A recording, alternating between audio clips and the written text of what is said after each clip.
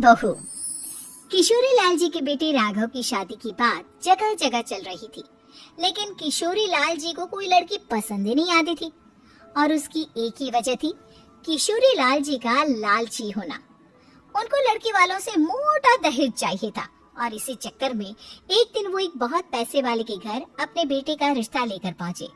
उस आदमी का नाम था ओम प्रकाश। देखिए किशोरी लाल जी, मेरी एक ही बेटी है और मेरी सारी संपत्ति जायदाद सब कुछ मेरी बेटी नैना का ही है।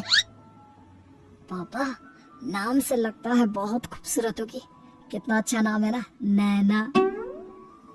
ओ, वैसे बात तो सही है आपकी। अब इतना पैसा है, जमीन जायदाद है, इकलौती बेटी, आप भी क्या करेंगे? सब कुछ उसे ही देंगे ना। बिल्कुल ठीक पहचाना आपने। बस बेटी की शादी, जायदाद उसके नाम। पापा, बिना दी के हाँ कर दीजिए ना। इतना अच्छा रिश्ता फिर कहाँ मिलेगा? माला माल हो जाएंगे हम। मैं अपनी बेटी को बुलाता हूँ। अरे नहीं नहीं नहीं नहीं, आपकी बेटी का नाम नैना है, सुनकर ही लगता है बहुत सुंदर होगी। रहने दीजिए अंकल, मैं तो आपकी बेटी के नाम से इतना खुश हो गया हूँ कि उसे बिना देखे शादी करने को तैयार हूँ। अब तो मैं उसका चेहरा सीधे शादी के बाद ही देखूंगा। और इस तरह राघव नैना का चेहरा नहीं देखता और उससे शादी कर लेता है। शादी के बाद अपनी सुहाग रात पर जब राघव नैना का घूंघट उठाकर देखता है तो नैना की आंखें बंद थी। कितने खूबसूरत हो तुम नैना, जरा अपनी आंखें खोलकर सही। नहीं, मुझे शर्म आती है। अरे, मैंने तुम्हें शादी से पहले भी नहीं देखा और अब अगर तुम आंखें खोलकर मुझे देखोगी भी नहीं तो मुझे अच्छा कैसे लगेगा? इससे पहले कि नैना अपनी आंखें खोलकर राघव की तरफ देखती, अचानक से लाइट चली गई और राघव नैना को पूरी तरह से देख भी नहीं पाया। अगली सुबह नैना राघव के लिए नाश्ता बनाकर लेकर आई। अरे ये क्या? आधा पराठा सेका हुआ है और आधा बिल्कुल कच्चा। ये तुमने क्या किया नैना? बहू, तुमने क्या आधा पराठा तवे से नीचे लटका कर रखा था जो आधा सेका है और आधा कच्चा? मुझे जितना दिखेगा उतना ही तो सीखूंगी ना पापा जी। जहाँ जहाँ मुझे नजर आ रहा था वहाँ मैंने सीख लिया। जहाँ जहाँ क्या रह गया होगा। इसका क्या मतलब है? ये कैसा मजाक कर रही है तुम? अरे बहू, तुमने इतना लंबा घूंघट क्यों लगाया हुआ है? देखो, हमारे घर में बहुओं को बेटी की तरह रखा जाता है और फिर तुम तो इतना सारा माल लेकर आई हो। देखो, घूंघट डाल कर रखने की कोई जरूरत नहीं है। हाँ नैना, पापा जी ठीक कह रहा है, तुम तो आराम से रहो, अपना ही घर समझो। नैना अचानक से अपना घूंघट उठा लेती है। अरे ये क्या पापा, नैना की तो एक आंख फूटी हुई है। नाम से नैना, लेकिन ये तो कानी बहू निकली। मेरे साथ धोखा हुआ है। बिना दिखाए अपनी कानी लड़की मेरे संग प्यार थी। मुझे कानी बीवी नहीं चाहिए। मुझे अभी ओम प्रकाश जी से बात करनी पड़ेगी। आखिर उन्होंने मेरे साथ ऐसा किया क्यों? अरे, आप लोगों ने ही तो पापा से कहा था कि आप लोग शादी से पहले मुझे देखना नहीं चाहते। अब मेरे पापा पर क्यों इल्जाम लगा रहे हैं? अरे लेकिन उन्हें बताना तो चाहिए था ना कि तुम कहानी हो, एक आंख से तुम्हें दिखाई नहीं देता। किशोरी लाल और राघव प्रकाश को अपने घर बुलाते हैं। पापा जी, ये आपने क्या किया? शादी से पहले बताया क्यों नहीं कि नैना की आंखों में परेशानी है? अरे, आप ही ने तो लड़की देखने से मना कर दिया था।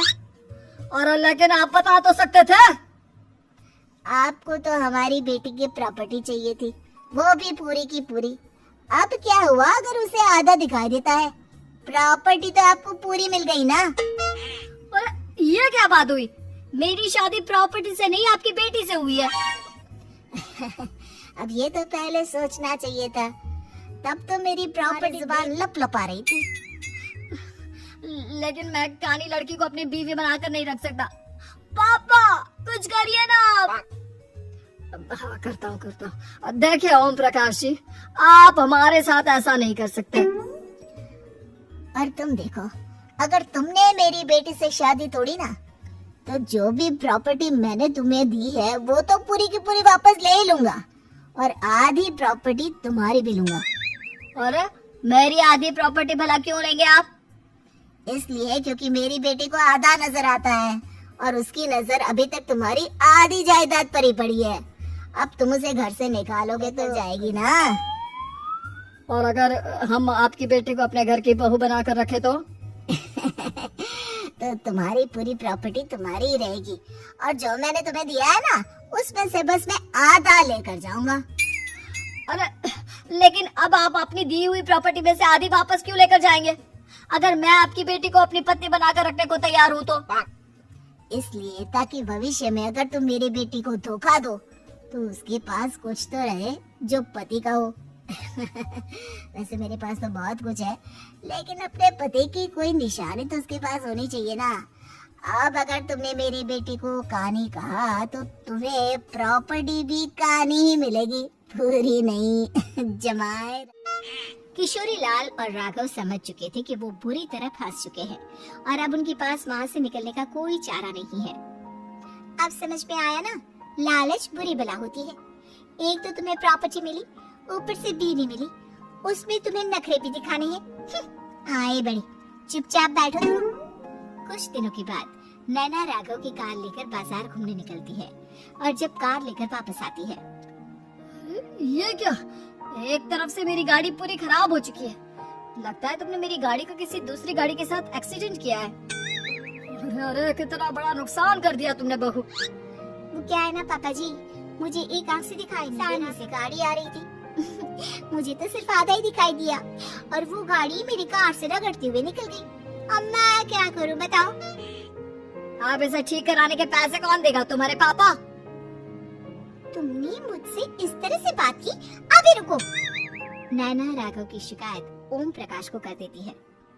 देखो राघव, अब जो मेरी आधी प्रॉपर्टी तुम्हारे पास थी ना उसमें से आधी और मैं लेकर जाऊंगा क्योंकि तुमने मेरी बेटी को डांटा। अरे नहीं पापा जी, गलती हो गई, माफ कर दो। गलती नहीं, अगली बार मेरी बेटी को डांटा तो बची हुई आधी में से आधी और ले जाऊंगा। लालच के चक्कर में हम दोनों ने बहुत बड़ी गलती कर दी बेटा। एक तो तुम्हें कानी बहू मिली और ऊपर से जो माल मिला वो भी काना। इस तरह राघव की हर एक गलती पर ओम प्रकाश उसकी प्रॉपर्टी का आधा आधा हिस्सा लेकर अपना सारा माल वापस ले गया और राघव को कानी बीवी से काम चलाना पड़ा। भाई लालच वाकई में बुरी बला है।